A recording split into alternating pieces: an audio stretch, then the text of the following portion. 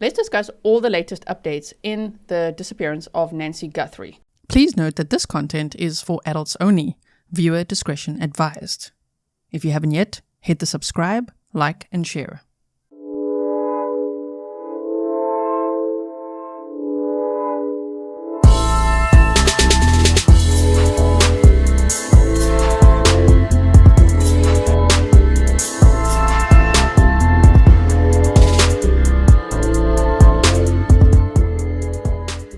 So the first one I want to discuss with you, and hi, if you're new, my name is Grizzly. This is Grizzly True Crime, and I do have a playlist for this case if you want to catch up on all the previous deep dives.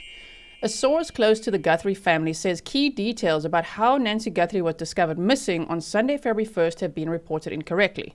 According to the source, Nancy was not scheduled to attend an in-person church service in Tucson that morning, as some reports have suggested, and by what we're going to read next, also not online at that church. Instead, every Sunday since the COVID pandemic, Nancy regularly gathered with a small group of friends to watch a New York-based church service via live stream. The group would meet at one of the friends' homes and watch the service live from Savannah Guthrie's church in New York. On February 1st, Nancy did not arrive at her friend's house as expected to watch the live stream. Concerned, the friend contacted Annie, Nancy's daughter and Savannah Guthrie's sister, to report that Nancy had not shown up and could not be reached. The source emphasized that Nancy was expected to be at her friend's home that morning, not at a Tucson church, and said the circumstances surrounding her absence have been inaccurately described in some coverage. Now, I will say, obviously, if the public has to rely on the press conferences, well, then it could be some inaccurate information shared because it was so vague. We didn't know. They just said that a friend from church said that they were concerned because Nancy had not shown up. Then it came out, no, Nancy actually attended church virtually. That's all we knew.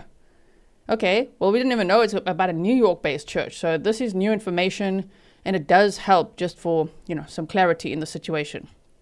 I also want to show you this update from Michael Ruiz, where he said, new this morning, and this was from February 10th now of 2026, day 10 in the search for Nancy Guthrie. Fox News Digital has learned that some of Nancy Guthrie's hired help, like a landscaper, pool cleaner, etc., are submitting DNA samples. There you go. This is always what I've been thinking. I still think this. In my gut, I feel like, oh man, it's going to be someone who worked on Nancy's house.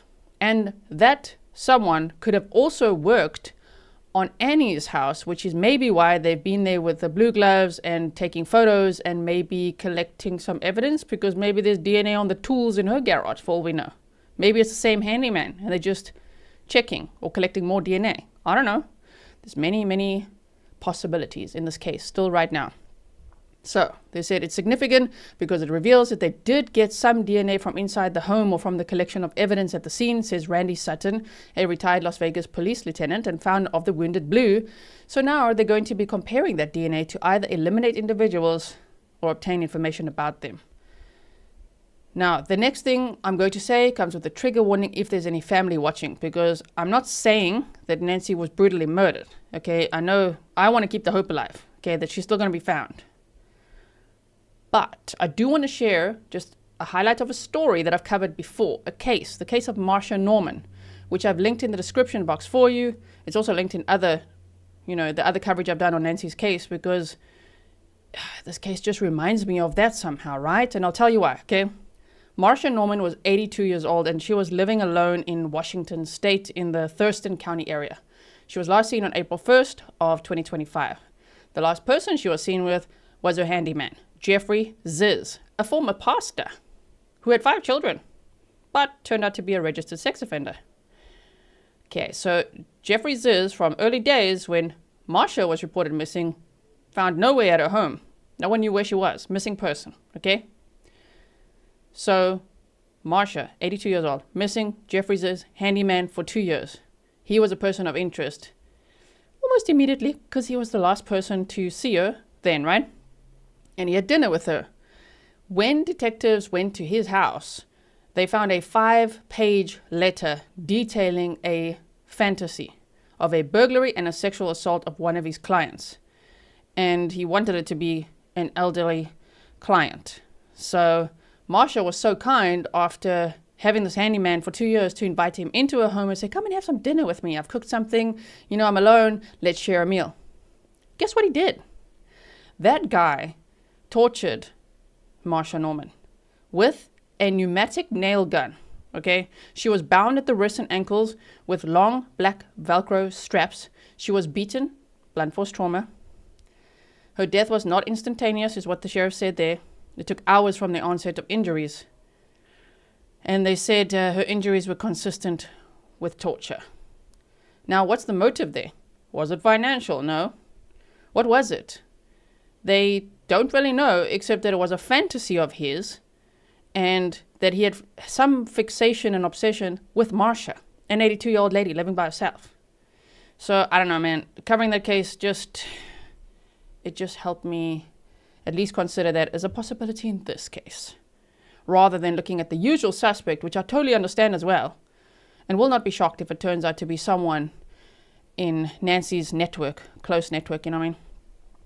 But, oh my goodness, I don't know, my gut is just telling me it's somebody who worked on Nancy's house recently, because she had her roof repainted recently, she had electrical work done in January, and you never know if it's someone like, let's say, a handyman that worked there for 5 years or 2 years, and maybe, as I say, worked at Annie's house as well, because they only lived 10 minutes away from each other. And if Nancy said, well, you know, this handyman is so great, and Annie's like, okay, we'll also hire him. That happens often, right? Okay, so what we're going to do now is I've got an investigative timeline to share with you. But first, I just want to share with you a little bit about Nancy, because I feel like that's getting a little bit lost here and there. You guys came here in the 70s and you'd been moving all around. What made you want to stay in Tucson and plant roots? And so wonderful. Just the air, the quality of life is laid back and gentle. I mean, everyone is so focused, and I totally understand. I'm focused on it too, okay? I'm looking at everything. But on the drone footage and the search of the septic tanks and the crime scene tape going up and down and the ransom notes, that it's like, who is Nancy? Like, who is she as a person, right? So let's get to know her just a little bit. Nancy was born on January 27th of 1942 in Fort Wright, Kentucky. She grew up in a region with strong family ties and attended an all-girls Catholic school in Kentucky, graduating in 1959. She pursued higher education at the University of Kentucky, where she was involved in campus life, including writing for the student newspaper. So apparently she was very creative, and people knew her for her kindness and integrity. Nancy married Charles Errol Guthrie, a mining engineer and Georgia Tech graduate from Pineville, Kentucky, on December 28th of 1963. Charles's career in mining led the couple on international adventures, including a stint in Melbourne, Australia, where the youngest daughter, Savannah, was born in December of 1971. The family relocated to Tucson, Arizona around 1973, eventually settling into their home in the Catalina Foothills near Campbell Avenue and Skyline Drive. That's Nancy's home now, right? Nancy and Charles had 3 children: Annie, the eldest, Cameron, the middle child, and Savannah. And Nancy, when her husband died, we're going to get to that now, she had to raise the 3 kids on her own. She is a very strong, feisty lady. So the one thing I do want to add is that I find that people are making like she's this really almost incompetent, can barely walk, immobile lady. But I think Nancy's a feisty one. I think she's a grizzly, you know. Nancy was primarily a stay-at-home mother, prioritizing her children's upbringing. And I mean, Annie is apparently, I actually don't know what she does for work. Let me know. But I just know she's a poet. And then Cameron was a fighter pilot who did his last flight in 2018. So that's when he retired from being a fighter pilot. Damn. And then Savannah, I mean, she's a TV anchor, highly successful. Just look her up. Savannah Guthrie. You'll see everything that she's achieved, right? So I just think as a single mom, my goodness, Nancy did exceptionally well. So she was definitely not going out of her house without a fight. And that's probably why we see blood on the front porch, right? Okay. So she encouraged Savannah's interest in journalism by suggesting that she take related classes in college. Tragedy struck in 1988 when Charles died suddenly of a heart attack at age 49 during a work trip in Mexico, leaving Nancy a widow at age 46. Savannah was 16 at the time, and Nancy became the family's anchor, like the family's lighthouse. They described her as their beacon, their hope, their anchor, everything, right, in their videos, pleading with the potential kidnappers. And they said holding them together through grief. It's a very strong woman. Nancy has lived in Tucson for over 50 years, becoming a beloved part of the community. She's part of the gardening community, loves mahjong, and is an independent 84-year-old lady. So people would be like, why is she 84 living there alone? One, because she's strong. Two, because she loves her home. She's lived there for over 50 years in Tucson, Arizona, loves her home, loves her garden, is connected to a community. Why would she want to leave? You know what I mean? She's going to stay. Nancy's going to stay. Okay, so here's the next update. An FBI Houston spokesperson told Fox News that the interstate campaign, which features billboards in Phoenix, Arizona, Albuquerque, New Mexico, Los Angeles, and the cities of El Paso, Dallas, San Antonio, and Houston in Texas, is centered around raising as much public awareness as possible for this case. It's interesting to watch what the FBI is doing, as well as the Pima County Sheriff's Department. Just interesting to watch what they're doing with their investigative work, right? Because these billboards went up in all those places, which tells us the FBI is looking at the strong possibility that Nancy was abducted, as they said from day one, and that she could be in any of these surrounding states. We've also seen the detectives outside of Annie's house with maps plastered on the side of their trucks. So that was interesting as well, like paper maps. Okay, so it says our billboard footprint includes multiple states surrounding Arizona, and we hope this campaign will lead to the crucial piece of information that helps us bring Nancy home, the spokesperson added, noting that Clear Channel partnered with the FBI to donate the billboard space. So this is what one of the digital billboards looks like. They also said there's a $50,000 reward, remember? Okay, and all the contact numbers and everything are on the screen, in the description box and anything. If you see something, say something. If you know anything, please call the tip line. Now, they said the FBI is not aware of any continued communication between the Guthrie family and the suspected kidnappers, said FBI Phoenix spokesperson Connor Hagan. So that was the statement made on February 9th, Monday, yes, of 2026, after the deadline had passed. That's what they said. The FBI is not aware of any continued communication. If you missed the update, that Savannah had posted a new video on her Instagram account on February 9th at around 1:30 p.m. Arizona time, right? So that would be Mountain Standard Time. Then I will link my short for you because I did cover that. I don't want to make this video too long and go over all the videos again, or even the latest video, because I'm sure you've seen it, right? If you haven't seen it, just check out that YouTube short. I'm really just going to focus today on the investigative timeline to just keep you up to speed of what is going on. Now, I do want to, as part of that, tell you what they emailed out as part of the media email on February 9th of 2026. They said, "We do not have any additional information to release publicly this afternoon. The investigation into Nancy Guthrie's disappearance remains active and ongoing. We understand the significant public interest in this case. However, investigators need time and space to do their work. If and when relevant information becomes available, it will be shared. Briefings or interviews.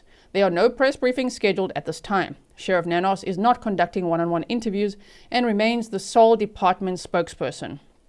Should a significant development occur, a press conference will be called and you will be notified via email and our Pima Sheriff X account." So I will get it on email if there's going to be a press conference, because I'm part of this media list, which I'm so grateful for as well.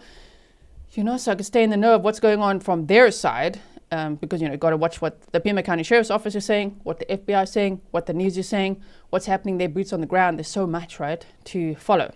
But okay, we'll keep an eye on that. If there's any press conference, I will cover it live.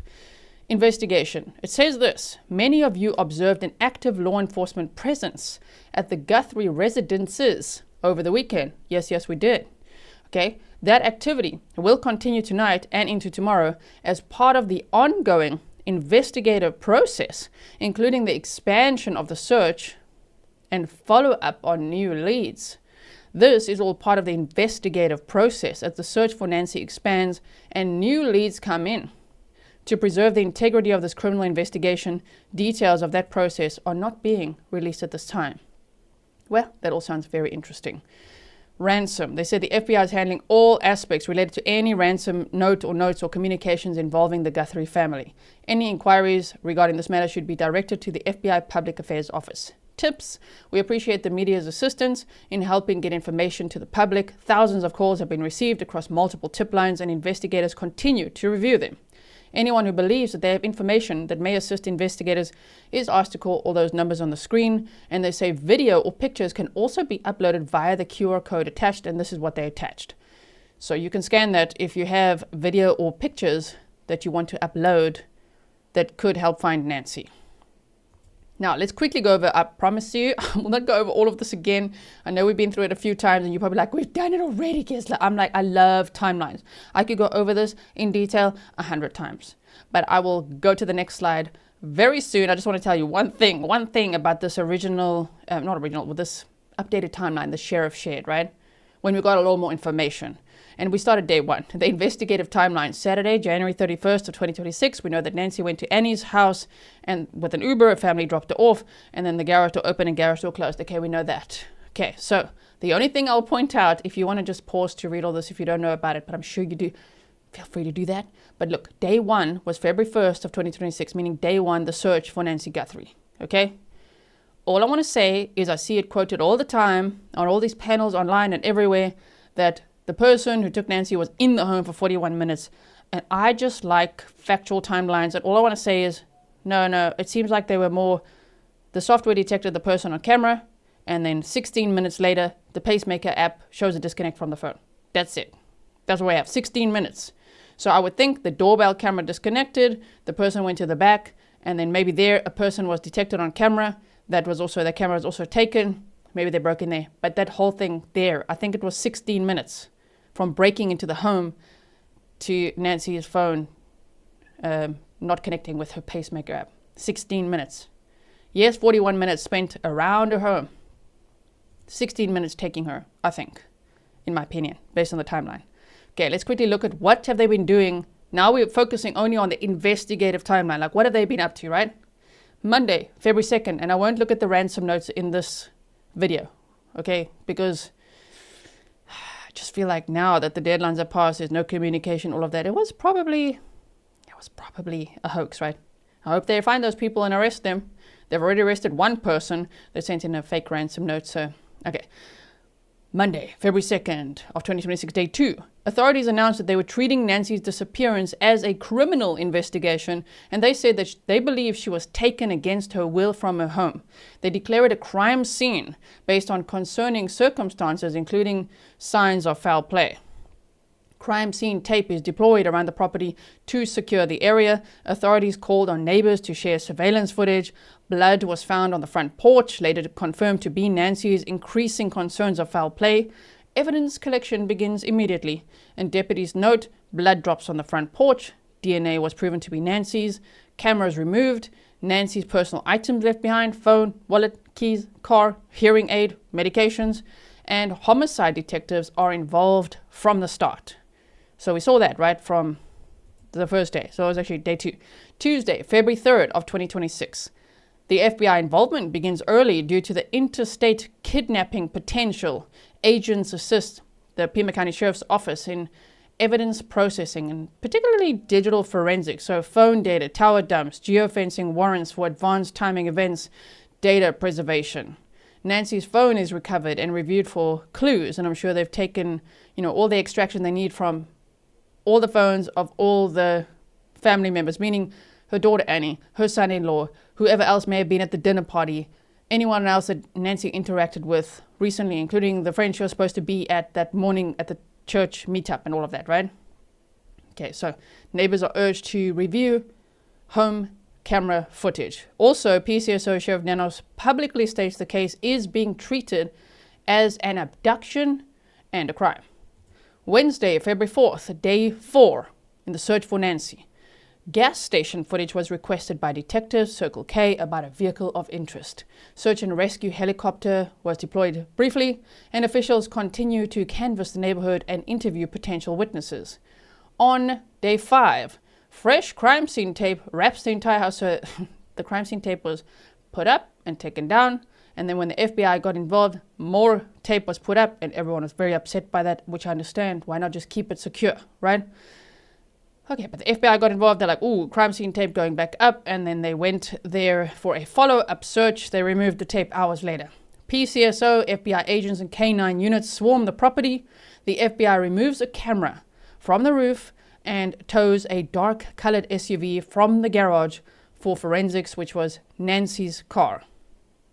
Okay, so then on day 6, Friday, February 6th, the FBI deployed digital billboards in the Southwest, including California, Arizona, New Mexico, and as we heard also Texas, and went back to square one, searching for clues in Guthrie's home.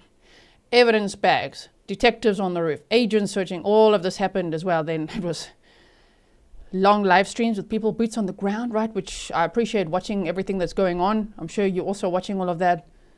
And yeah, it's been a lot. Very interesting though. Saturday, February 7th of 2026, day 7. Detectives wearing blue gloves were at Annie Guthrie's home. The search was described as consented, meaning that it was conducted with permission rather than a warrant. Camera flashes were repeatedly seen through the windows, indicating extensive photographing of interior spaces. And there was some white case, fold-up table, surface, something carried out. And people were like, ooh, what could that be? Could it be a table that they're going to put, let's say, handyman tools on to photograph? I think that's possible, especially if it's a consented search. But who knows? We don't actually know exactly what it was. It's just from, eyewitnesses and from seeing it on all the boots on the ground footage. I'm like, ooh, look at them carrying out that bag and this white thing, which looked like a fold-up table and all of that. Okay, now on Sunday, February 8th, day 8, just before 11 a.m., investigators returned to Nancy Guthrie's home. They examined the septic tank near her property, a couple of them as well, and it was actually on a neighbor's property. Detectives they prodded the tanks with a long stick, at times repeatedly jabbing it and using a flashlight to peer inside. So that was very interesting. What on earth were they looking on there? Some people were saying that they being the people who took the cameras, they say, and took Nancy. Did they put evidence in there, in those?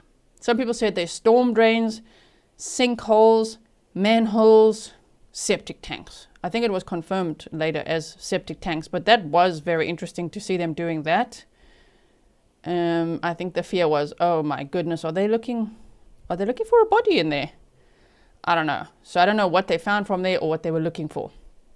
Monday, February 9th, day 9. Second deadline of the ransom note passed. The FBI says it's not aware of any communication between the abductors and the Guthrie family and has not identified any suspects in this case.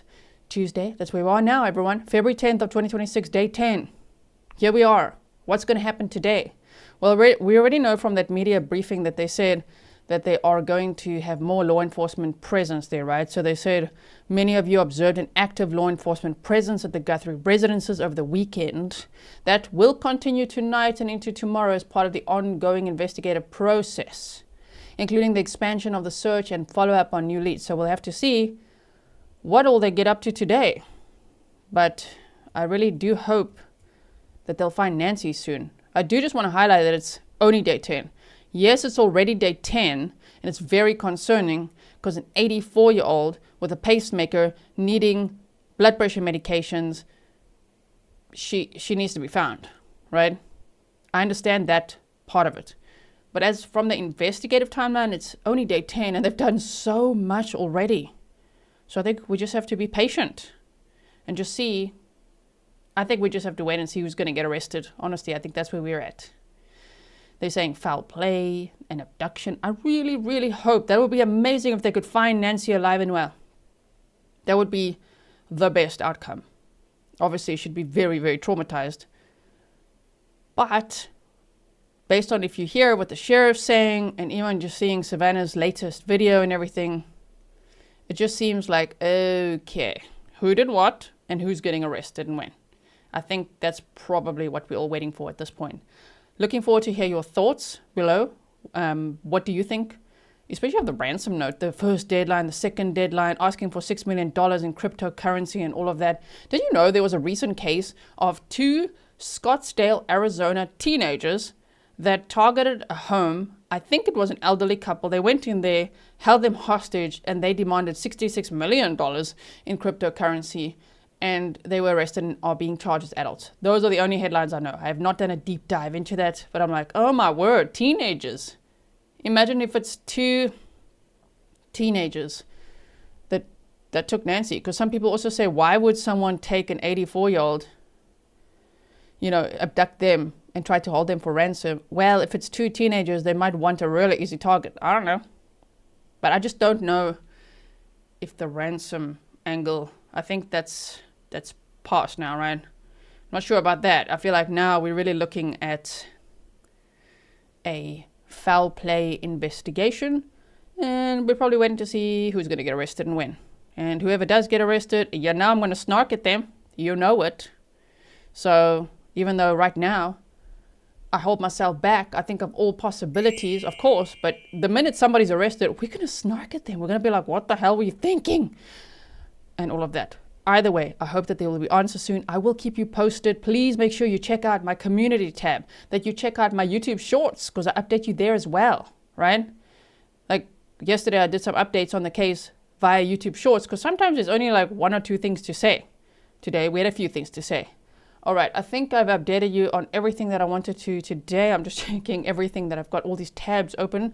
I will let you know if there's anything else, of course, what are the developments going to be today, and I will see you in the next one. Stay safe.